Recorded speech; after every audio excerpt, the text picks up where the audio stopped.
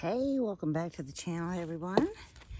So I am going to be harvesting some oregano as well as freeze drying some oregano. So I'm hoping you can see, but how I'm going to go ahead and do this is I'm going to take it down to and leave about 6 inches on the plant, and you're gonna snip about halfway in between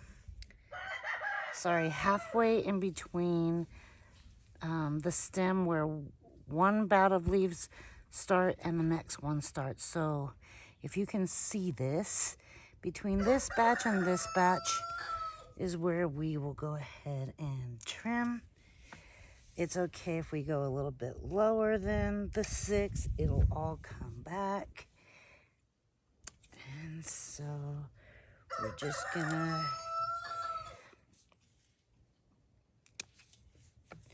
yeah, I took that one down pretty far. It's okay, it'll all come back bigger and better.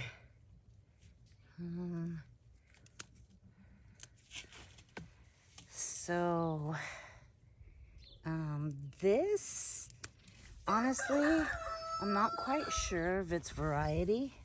When I purchased the seed packets last year, this is my batch from last year. The packet just said oregano, didn't say Greek, Italian, or otherwise, and so can't tell you quite what it is, but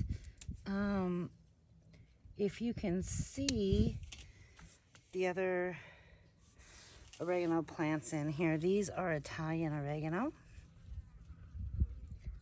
So I definitely can tell you those, as I bought them as plants and not seeds. And I'm not sure if I'll be able to tell. I mean, this could end up being like a Greek oregano, and from what I understand, Greek oregano has more of a pungent taste to it. And I really don't truly care. We use the oregano a lot in our Chileno pepper canning. And so, you know, last year my husband ended up harvesting so many Chilenos. We ended up with 162 one pint jars of Chilenos, which was a ton. In fact, we're still eating on them, and we've given a lot away to the kids and some friends. We've done some raffles with them.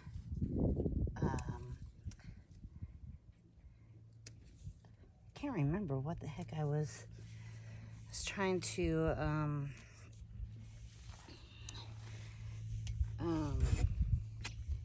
earn some money, but I can't remember what it was for at that time. I'm not sure it was the freeze dryer, but I did do some fundraising for the freeze dryer. Oh boy, okay, so we're just gonna keep clipping away. All right, so there is our harvest of oregano for this batch. We took it down pretty decently and left quite a bit. So we'll probably come out in another week and harvest again. And maybe by that time, these guys will be producing quite a bit. Okay, so check that out. This is a large platter plate, and it is just piled high with the oregano that we just harvested. And I just washed it. And back to what I was saying out there while I was harvesting it, is the fact that we used so much oregano in our Chileno canning that I said, okay, next year I have to grow enough that we don't have to buy oregano, because we had to buy a ton of it last year. So we are growing and harvesting our own, and I will be freeze drying this so that we maintain all the nutrients and all the flavor and the freshness for when we do can this year. Okay, so I'm just going to show you. I went ahead and removed all the leaves from the stems, and I ended up with almost, well, pretty much the same amount on each tray. So I filled 2 medium Harvest Right trays, and now I have 2 more remaining. So we are gonna go ahead and go outside and harvest some dill. All right, so we are out here where the dill is growing, and we are gonna go ahead and get our little mini snips here. As you can see, this is already trying to start to go to seed, which we do not want to encourage. So we are just gonna snip that off. Oh, that smells amazing. So if you don't know anything about dill, dill is a cooler weather herb. And when it gets warm, it tries to go to seed pretty quickly. So best to plant in the spring. You can plant again at the latter end of your summer to go into a fall crop. As you can see, I have a couple flower stalks ready to go. So anyway, oh golly, that is so wonderfully smelling. So we will actually harvest the seeds later on when it does go to seed, but we are just going to go ahead and come out here and we're going to really prune these guys. So I'm going to go ahead and just chop that off. I'm going to chop that off. And we're going to chop that off. Maybe even chop that off. Sorry, I might be making you a little dizzy here. Chop that off. I'm gonna go ahead and get this one.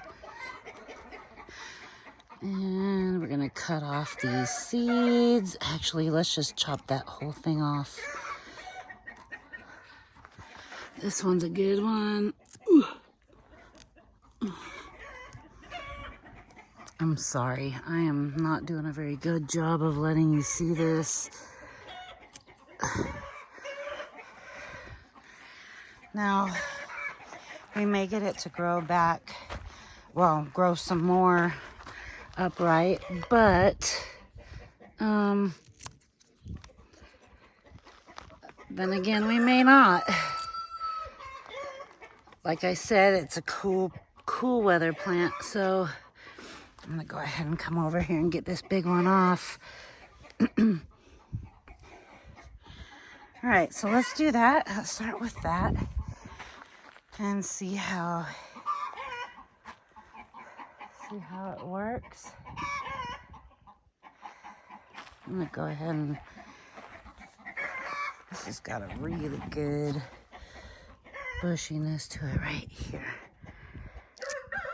Awesome. All right, so let's take that in, get it washed up and put in the freeze dryer as well. And honestly, while I'm out here, let's go ahead and cut this rosemary. Let's see.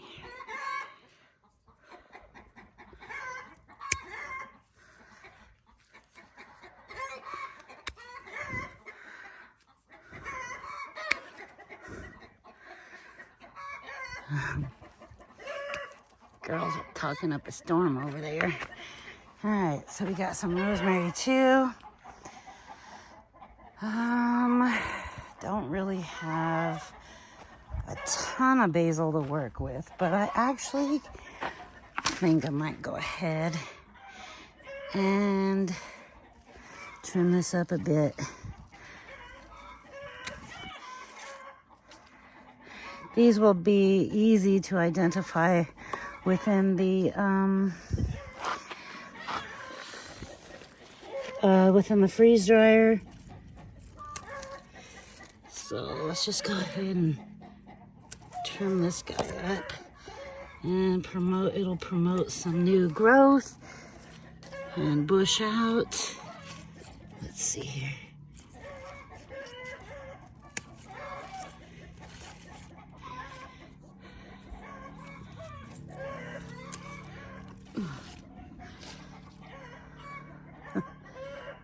Okay, that's good on that one. I do have some I need to top these, which will again promote some bushier growth.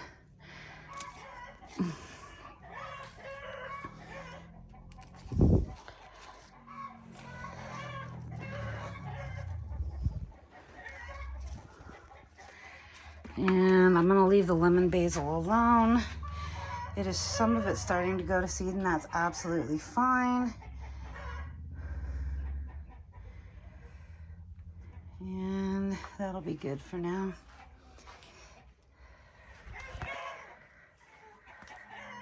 Okay, so I have washed the basil and the rosemary and took most of the stems off.